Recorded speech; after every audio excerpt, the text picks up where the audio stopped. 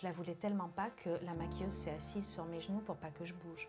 On me coupait les cheveux pendant que je pleurais. Donc il n'y avait rien d'authentique à cette époque-là. Avec un enfant qui a été malade, qui s'en est sorti, j'ai vécu tout ça, j'ai arrêté d'être un robot. Quand tu dis malade, je comprends pas. Mon fils est né avec une cardiopathie congénitale, Ouais. parce que je suis hyper timide. Oui. Et mes cheveux prennent la place que moi je prends pas. Donc je signe un contrat avec la maison de disques Sony en me disant j'en ai rien à foutre, ils peuvent pas me forcer à chanter. Je signe un contrat pour 5 albums. C'est énorme. Ouais, 5 albums en me disant j'en ferai même pas un. Toi tu caches tes boutons parce que tu penses qu'on va t'aimer moins, mais en fait plus tu les caches, plus tu vas en avoir et plus tu vas être mal. Alors arrête. J'en suis sortie complètement écrasée, j'ai fait une dépression après l'Eurovision. Parce que c'était la première fois que j'étais confrontée à ce monde où tout le monde...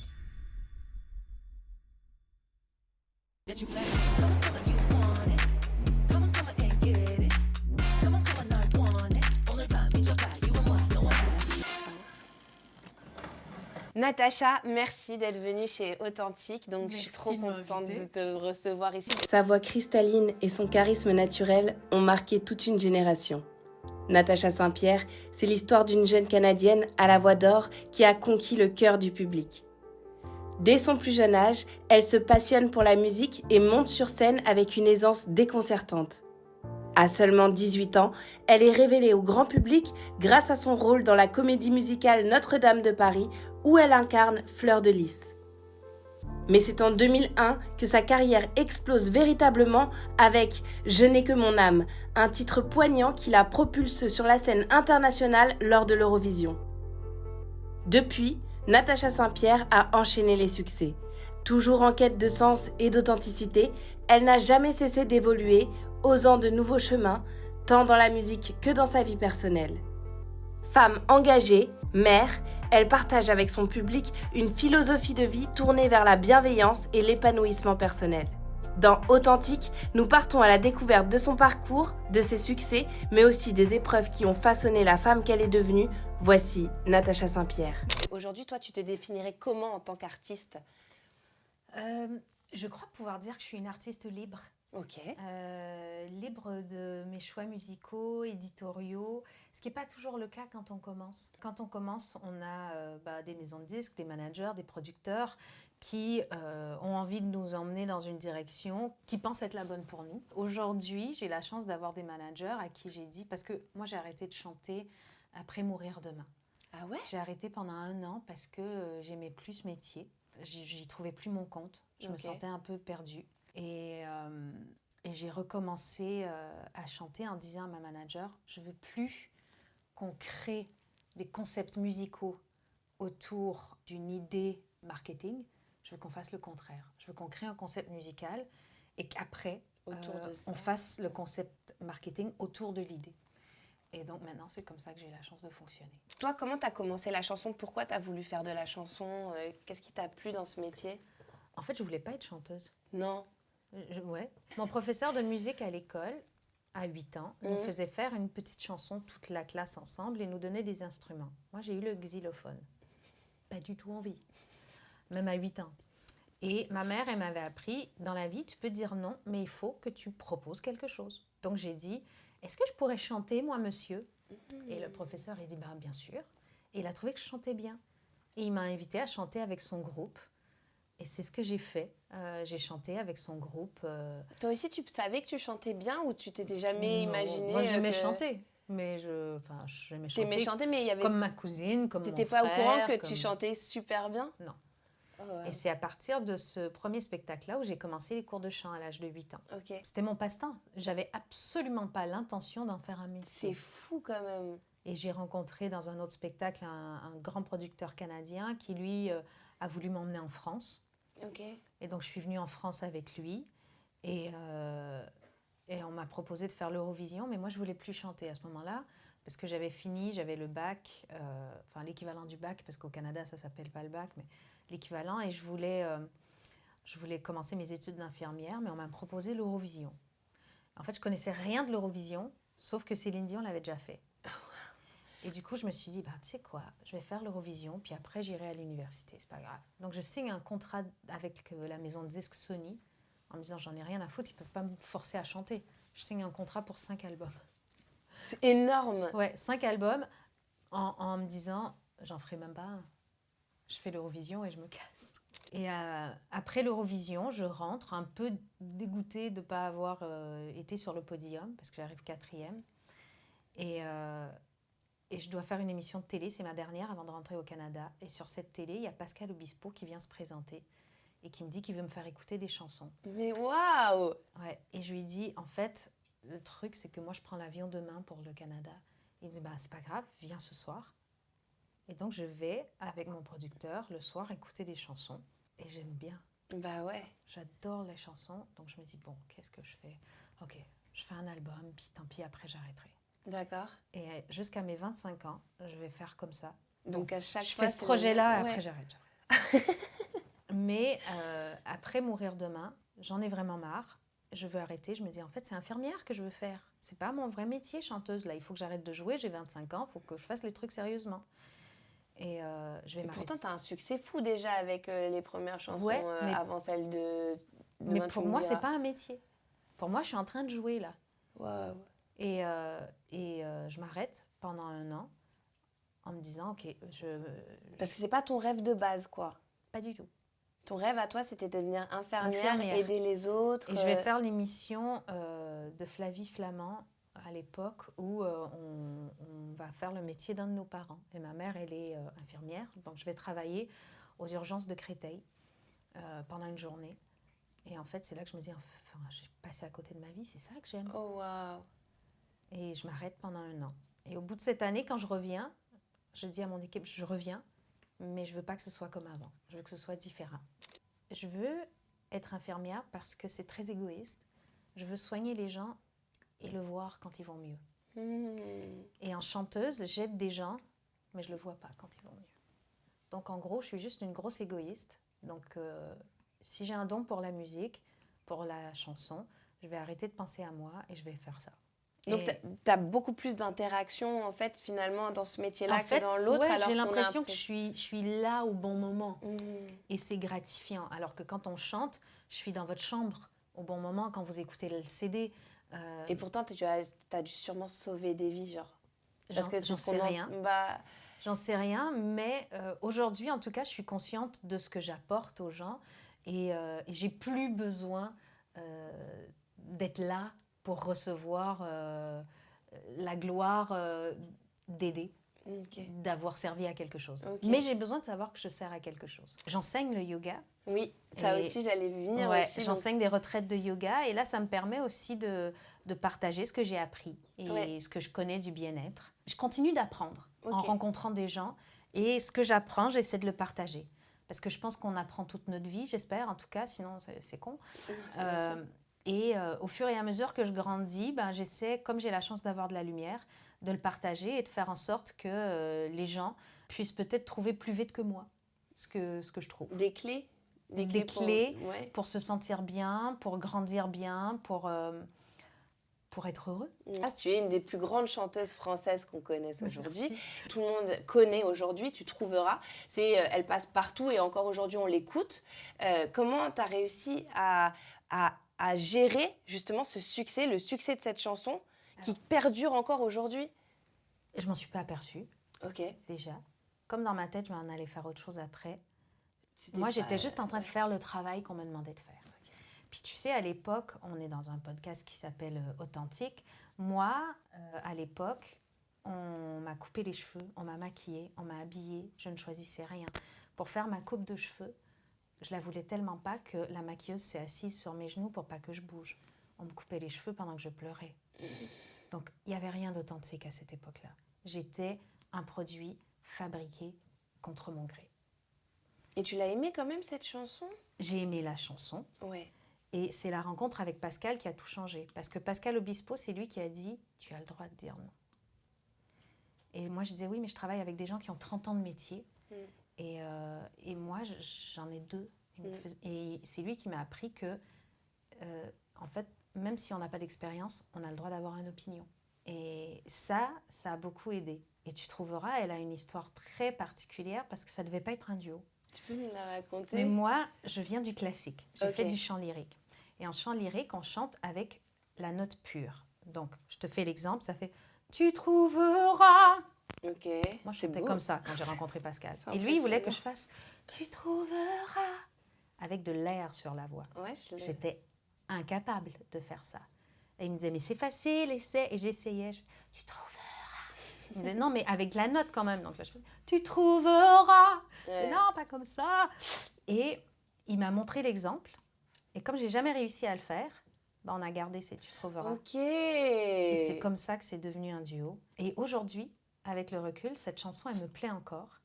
Elle plaît à des générations. Et je me dis, waouh, la chance que j'ai d'avoir eu une chanson comme ça, écrite, la musique par Pascal Obispo et le texte par Lionel Florence, qui dure, qui existe, qui traverse les époques.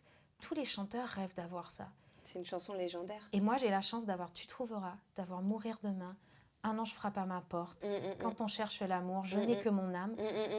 J'ai tout ça qui traverse le temps. Et en fait, merci. Tu les chantes encore aujourd'hui ? Je les chante encore aujourd'hui parce que les gens ont encore envie de les entendre. Est-ce que ton fils la connaît ? On sait que t'es maman maintenant. Mon fils connaît Tu trouveras depuis peu.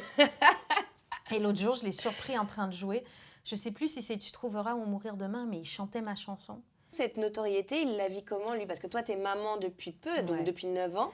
T'as eu toute une carrière avant, donc quand il est arrivé, t'étais déjà bien installée. Alors, pendant longtemps, il n'a pas su que j'étais chanteuse. Ok. Pendant Dals, on a été pris en photo par des paparazzis devant chez nous en rentrant de la maison, en rentrant de faire les courses ou je ne sais pas quoi. Et il était en couverture d'un magazine, People. Okay. Même s'il était flouté, on reconnaissait ses vêtements, ses amis à l'école le reconnu. Et ça, il l'a mal vécu. Il m'a dit « Maman, je préfère que ce soit toi qui reste la star. » Et du coup, pendant quelques jours après ça, il sortait avec une capuche, une casquette. Ah ouais. Ouais, parce qu'il voulait pas qu'on le prenne en photo. Et ça lui a laissé un petit goût amer quand même. Ouais, et Dieu merci, depuis c'est pas arrivé. Mais j'avoue que depuis, moi ça me laisse un petit scrunch-crugnou où je regarde quand je sors, alors que jusqu'à là, je le faisais pas. Non. Il aime le sport, il est doué à l'école, il aime l'art. Moi, mes parents n'ont pas choisi mon métier pour moi. Ils m'ont jamais rien imposé. J'ai pas envie de choisir le métier de mon enfant. J'ai pas envie qu'il se sente obligé. J'ai pas envie non plus qu'il pense que ce métier, ce n'est que beau. Parce que c'est aussi exigeant, c'est aussi beaucoup de travail. Mais ça, il le voit. J'ai envie que ce soit un enfant normal. Moi, j'imagine. Mais bon, avec une maman qui ne l'est pas, c'est compliqué. Maman, elle est normale. C'est son métier qui est pas normal. Oui, j'entends. Et ça, c'est important qu'ils le comprennent aussi. Je suis pas une surfemme, je suis pas différente des autres mamans, mais j'ai un métier particulier où les gens me connaissent. Et Danse avec les stars, ça a été un petit banger quand même, parce que c'est vrai que moi, te voir à Danse avec les stars, j'ai été hyper surprise. Je t'attendais pas du tout dans cette activité-là. Et tu l'as gagnée, quoi. Oui, mais en fait, il faut savoir qu'il y a 10 ans, j'avais déjà fait des auditions avec Maxime. Pour Danse avec les stars ? Ouais. T'étais prête à déjà jouer le jeu ? C'est eux qui voulaient que je joue le jeu et moi, j'étais pas du tout prête. Ok. Et heureusement que je me suis écoutée et que je l'ai pas fait. D'accord. Parce que là, mon équipe de managers voulait que je le fasse, la prod voulait que je le fasse, et j'ai dit non. Et heureusement que j'ai dit non, et heureusement que la prod l'a compris. J'étais trop jeune, pas assez mature, pas capable de le faire. J'aurais été pas capable de m'exposer comme je l'ai fait là. D'accord. Là, je me suis exposée, je me suis vraiment mise à nu psychologiquement et physiquement, parce que franchement, nos tenues, tu l'as vu, elles sont minuscules. C'est une vraie mise à nu. Oui. Pour l'avoir expérimenté sur quelques secondes déjà. Dur. Oui. Et j'étais pas prête quand j'avais 20 ans pour faire ça. Aujourd'hui, comme on est dans Authentique, j'ai mis une jupe courte. Ouais.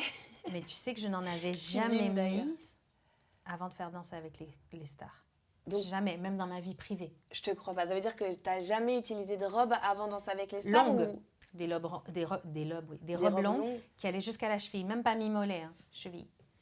Parce que trop complexée par mes jambes. Et donc, c'est Danse avec les stars qui t'a permis de changer la donne ? Je me suis dit, si je suis capable d'être en maillot de bain à paillettes, parce que c'est ça, c'est des maillots de bain à paillettes.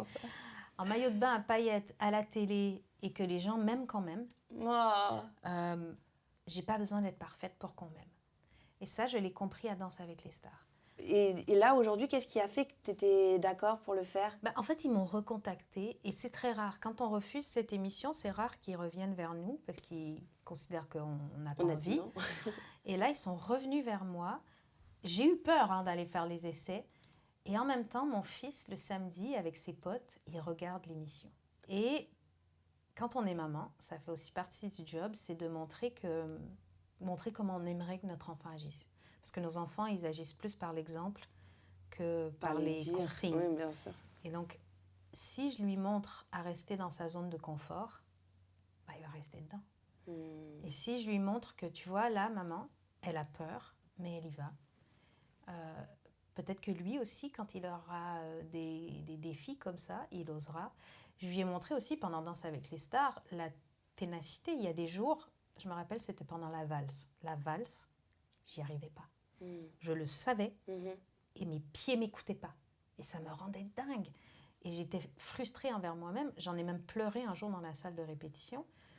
Et c'est un jour où il est venu me visiter dans l'après-midi et je lui ai dit, tu vois, la maman, elle pleure. Parce que je suis découragée, parce que j'y arrive pas. Des fois, ça t'arrive de ne pas arriver à faire des trucs et ça t'énerve. Je dis, mais tu sais quoi, je ne vais pas arrêter. Même si ça me fait pleurer. Même si j'aurais envie d'arrêter, je vais continuer. Parce que c'est quand on continue qu'on y arrive. Et quand j'ai gagné, il a pleuré et il a compris, en fait, le fait de s'accrocher, même quand on n'y arrive pas. Alors ici, Natacha, on est face au miroir. Pour moi, c'est important parce que c'est le moment où on se recentre sur nous-mêmes et on oublie ce qu'on projette sur les autres. Toi, quand tu te regardes dans le miroir, comment tu pourrais te décrire? Est-ce que tu peux me donner quelques mots qui décrivent la femme que tu es aujourd'hui, bien sûr? Alors, quand je me regarde, je me dis que plus je vieillis, plus je ressemble à ma mère. C'est incroyable comme j'ai les mêmes yeux qu'elle et les mêmes joues. Qu'elle t'a légué, ils sont très très beaux d'ailleurs. Et je trouve que je vieillis correctement, ça va. Ok, t'acceptes ça, t'acceptes de prendre de l'âge et j'accepte de prendre de l'âge, que ça se voit. Pas forcément, j'ai envie de te dire. Non, mais même si on fait du botox, des acides, ce que vous voulez, ouais. Notre visage change. Forcément. Et c'est normal. On t'a connue rousse, mais alors ce roux feu comme ça, c'est très nouveau. C'est hyper nouveau, ça fait 1 an. Comment tu le vis? Mais hyper bien. Tu sais pourquoi? Ouais. Parce que je suis hyper timide. Oui. Et mes cheveux prennent la place que moi je prends pas. C'est incroyable de dire ça. Ça veut dire que ça te permet d'avoir un peu cette fougue qui te manque dans ta personnalité. Quand j'arrive, il y a quelque chose qui prend la place que moi j'oserais pas prendre. Et les gens viennent peut-être plus facilement vers moi et m'enlèvent l'épine du pied de devoir aller moi vers les gens parce que j'ose pas. Ça te facilite un peu les interactions, quoi. Je préfère quand c'est les gens qui viennent à moi que moi qui dois y aller. C'est vrai? Ouais, parce que ça me gêne. T'aimes bien quand on te complimente ou quand on te dit... J'ai appris à dire merci. Ah. Avant, je faisais toujours « Oh non, arrête, non, arrête. Ouais, on a du mal à accepter le parce que ça me gêne, le compliment. Mais aujourd'hui, même si ça me gêne, je dis merci. D'accord. Je dis merci parce que si dans le regard de quelqu'un, on est bien, merci. Ouais. Merci de me regarder avec ces yeux-là. Parce que c'est pas moi qui est différente. Moi, je suis toujours la même.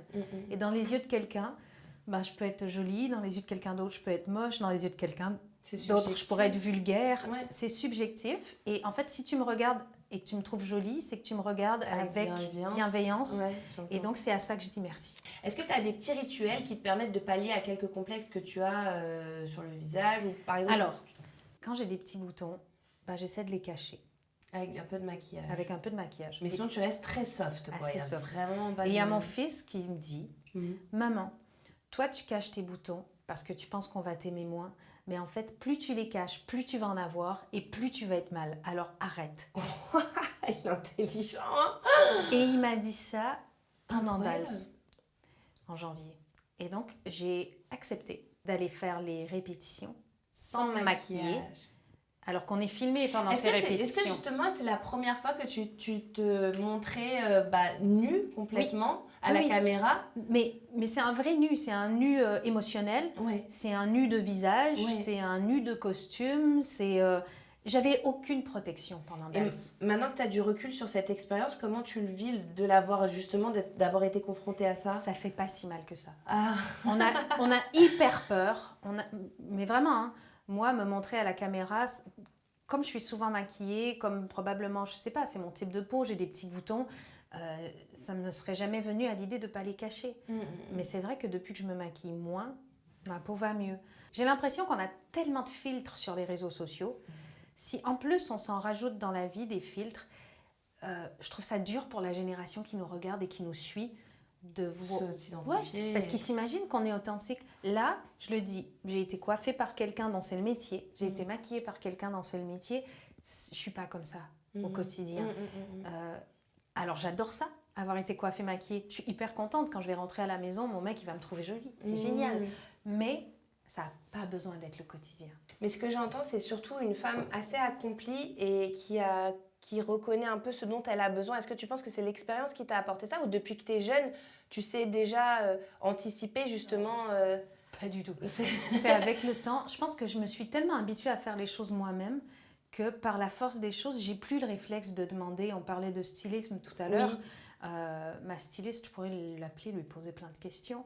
Mais dans mon quotidien, je sais pas. Je suis partie de la maison, j'avais 17 ans. Et donc, il a fallu que je me débrouille. Et j'ai gardé ce réflexe-là.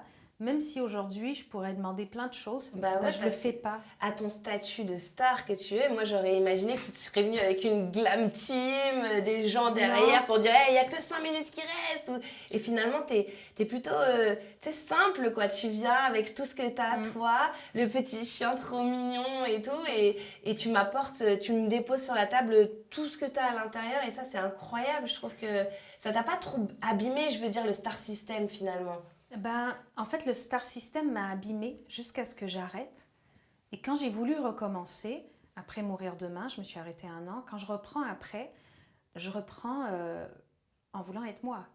Mais j'ai pas de chauffeur, j'ai pas de garde du corps, j'ai pas de cuisinière, j'ai pas de styliste à temps plein. Ma manageuse, elle me suit pas. Sinon, elle bosse pas. Quand elle me suit, elle est pas en train de travailler sur les contrats. Ouais, je comprends. Et à force, avec le temps, je connais tous les gens avec qui j'ai l'habitude de croiser sur des émissions de télé, des radios, des trucs. Et ça va, ça se passe toujours bien. Comment tu t'organises au niveau travail et famille pour pouvoir avoir du temps pour les deux? J'ai la chance d'avoir une équipe compréhensive. Ok. Parce que là, par exemple, on m'a proposé des énormes contrats début décembre pour Notre-Dame de Paris qui revient et tout ça, plein de choses. Ah, canon. Et c'est mon week-end avec mon fils.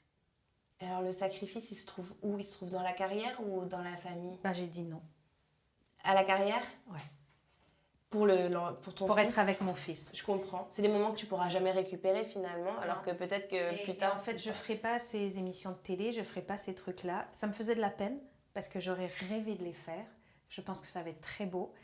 Et en même temps, quand je serai vieille, tous les gens de cette émission de télévision, ils seront pas à côté de moi dans le salon.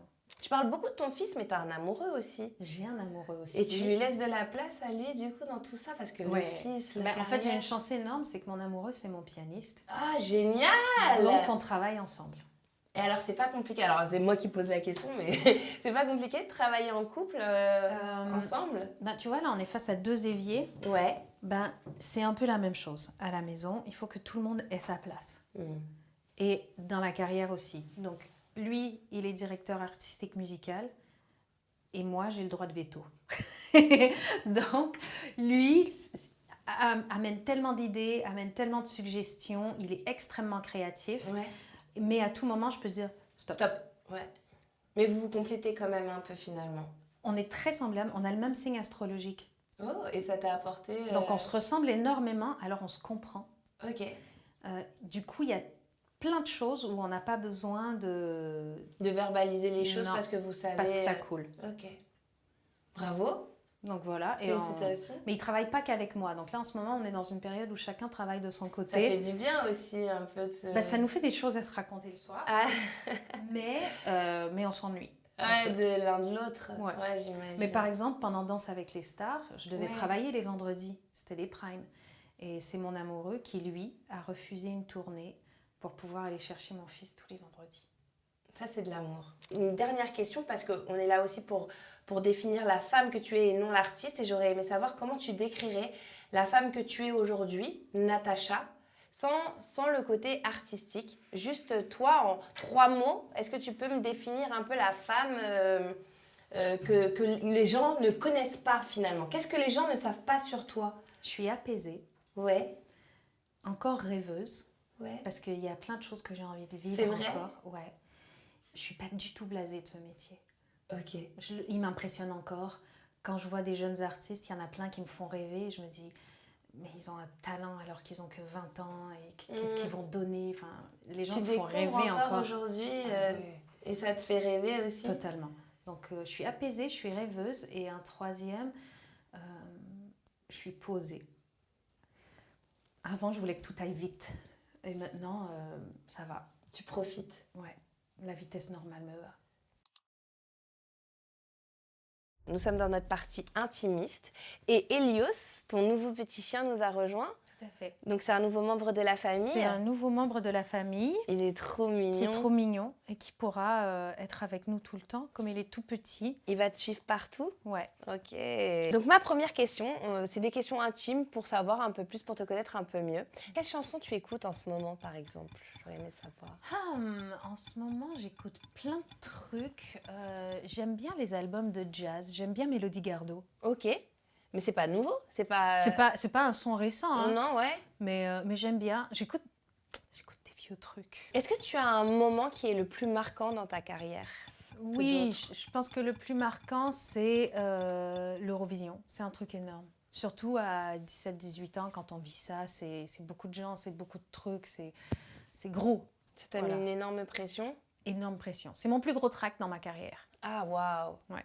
Et de ça, tu en es sortie plus vaillante, plus forte? Pas du tout, j'en suis sortie complètement écrasée. J'ai fait une dépression après l'Eurovision. Parce que c'était la première fois que j'étais confrontée à ce monde où tout le monde te dit quoi faire, où aller, comment te coiffer, quoi dire. Et moi, j'avais pas l'habitude de pas être moi. Et comment tu t'es remise de ça? Avec mes parents. Ok. Je suis retournée habiter chez mes parents au Canada un petit moment. J'ai été suivie par un médecin aussi. Retour aux sources. Tout à fait. Quel est le rêve que tu n'as pas encore accompli et que tu aimerais faire? Je suis en train de l'accomplir. Après, c'est pas encore diffusé, c'est de jouer la comédie. C'est vrai, on va te voir dans le rôle de comédienne. Donc, j'embrasse le rôle de comédienne, je commence. C'est pas encore diffusé à l'écran. Pour le moment, l'équipe de tournage est contente. Reste à voir si le public va m'aimer dans ce rôle-là et va apprécier ce que je fais.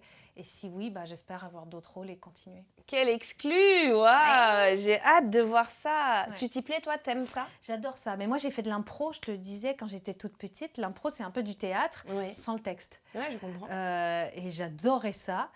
J'adore créer des personnages, jouer des personnages. Et dans la comédie, il y a quelqu'un qui a créé l'histoire pour toi, qui a créé le personnage pour toi. Maintenant, tu n'as plus qu'à mettre ses habits et à les faire vivre. Et je trouve ça génial. Quelle est ta plus grande fierté en tant qu'artiste? De durer. De durer, c'est ma plus grande fierté parce qu'on peut avoir des succès, on peut avoir des bides. Ce qui est compliqué, c'est d'arriver à créer une vraie relation avec le public qui, elle, perdure dans les hauts comme dans les bas. Et j'ai cette chance-là. Tu as encore des interactions avec ton public aujourd'hui grâce aux réseaux sociaux? Parce qu'ils n'existaient pas à l'époque où tu as commencé. Je vais vous dire un truc. Je réponds à tous les DM. Waouh! Bravo! Parce long, pas surtout pendant Dals. Très long. Mais comme j'arrivais à la maison dans l'adrénaline du spectacle et tout... Tu mets du temps à redescendre. Hein? Tu mets du temps à redescendre et donc à t'endormir. Donc autant faire un truc constructif. Ok. Pour les gens qui m'écoutent, des fois c'est long. Hein. Des fois, je ne vous réponds pas dans la minute. Hein. Non, j'entends. Mais j'essaie d'être là. D'avoir le maximum d'interactions avec les gens qui te soutiennent. Et bravo. C'est génial. Du coup, j'ai envie de t'écrire des messages maintenant que je sais que tu réponds. Vas-y, fais-moi des DM. Est-ce que tu penses que c'est la maturité qui te permet aujourd'hui d'être assez accomplie pour... Et la maternité. Aussi? Ouais. Ça t'a apporté beaucoup? Ça m'a rendue plus humaine, la maternité. Je travaillais, je faisais mes trucs, mais j'étais un robot. Il y avait peu d'émotion, peu de place à l'émotion. Parce que pour moi, l'émotion, c'était ouvrir une porte aux gens pour qu'ils m'atteignent et potentiellement me blessent. Faire de mal, Et avec un enfant qui a été malade, qui s'en est sorti, j'ai vécu tout ça. j'ai arrêté d'être un robot. Quand tu dis malade, je comprends pas. Mon fils est né avec une cardiopathie congénitale. Donc, il est né avec 4 malformations cardiaques. Ça s'appelle la tétralogie de Fallot. Et l'accouchement s'est passé à Necker parce que peut-être il allait devoir être opéré dès la naissance. Il a été OK pour attendre jusqu'à ses 4 mois parce qu'il faut attendre d'être un peu plus fort, plus costaud. Et à 4 mois, il a été opéré à cœur ouvert. Ça a dû être une expérience hyper... C'est une grosse épreuve, mais j'ai eu la chance que tout se soit bien passé. Lui aussi a eu cette chance et du coup, tout se décante bien. Quand les choses se passent mal, je ne suis pas sûre qu'on apprend de la même façon, mais là, ça s'est bien passé. Et donc, ça nous permet de grandir aussi paisiblement. On va passer à un truc plus léger. Ouais. Ça va être les tu préfères. Donc, ça va aller très vite. Tu préfères thé ou café? Café. Été ou hiver? Ah! Déjà! Pourtant, on était léger. Hiver, s'il y a de la neige. Si c'est pour avoir juste de la pluie, été. Studio d'enregistrement ou concert live? Cruel tes questions. Ah, je sais. Concert live. C'est vrai? Parce que la proximité. Je pourrais vivre sans réenregistrer d'album, mais je pourrais sûrement pas vivre sans plus jamais faire de spectacle. Tu préfères faire de la scène que de faire du studio? J'aime les deux. Ouais. Mais si je dois m'amputer d'un, je m'amputerai du studio en proms. Céline Dion ou Lara Fabian? Ah, c'est pas moi qu'il faut regarder. Il y a un joker ou pas dans ton jeu? Ah non, pas du tout. T'es obligé de choisir. C'est laquelle qui t'a inspiré en premier le plus fort? J'ai connu Céline Dion avant Lara Fabian. Oui. Donc voilà. Par ancienneté, je vais dire Céline Dion. Ok, d'accord. Okay. Ouais, j'ai compris. Sortir en famille ou une soirée entre amis? Ma famille, c'est mes amis. Oh, elle est belle. Mais moi, je suis partie du Canada, j'avais 17 ans. Donc, je me suis recréée une famille ici avec mes amis. Donc là, quand je suis en France, si tu me dis en famille ou entre amis, en famille, c'est mon mec et mon fils. C'est un tout petit groupe. Mais bien soudé. Mais bien soudé. Alors, il y a de mes amis qui sont devenus ma famille. Puis après, quand je suis au Canada, ma cousine, c'était ma meilleure amie petite. Improviser ou planifier? T'es plutôt free control, toi? Non? Improviser. Ah ouais, t'es là, t'es quand détente. Je planifie, je change mes plans au dernier moment parce que j'ai une meilleure idée. Donc en fait, faut pas se fier au plan de base avec toi. Ça peut partir. Avec moi et mon mec, heureusement, on est pareil. On fait genre, ok, mardi, on est là-bas en tournée. Ce qu'on fera, c'est qu'après le show, on dort à l'hôtel. Et le soir même, on fait. Pas du tout, on va rester ici. T'as envie de rentrer, hein? Allez, vas-y, on prend la route. Ok, on prend la route. Et on est comme ça. On est. C'est ça la vie d'artiste aussi. On fait des plans, mais on les suit pas souvent. Dernière, un peu difficile, mais peut-être facile pour toi. Basket ou talon? Sachant que toi, t'es très Santiago. Hein. Ouais, moi j'aime bien les bottes. Alors, avant ma grossesse, j'aurais dit talon. Ouais. Depuis que j'ai un enfant, je te dirais basket. Parce que dans la vie, il faut aller vite. Merci beaucoup pour tous ces partages et pour tous ces tips. Je te fais merci à vous, câlin. Merci d'être venu, ça m'a fait trop plaisir. C'était hyper sympa. Merci, ça me fait plaisir. C'est la première télé de mon chien. Eh oui, on a réussi. On a réussi des stars. Merci à toi. Merci à toute l'équipe. Merci. Bravo.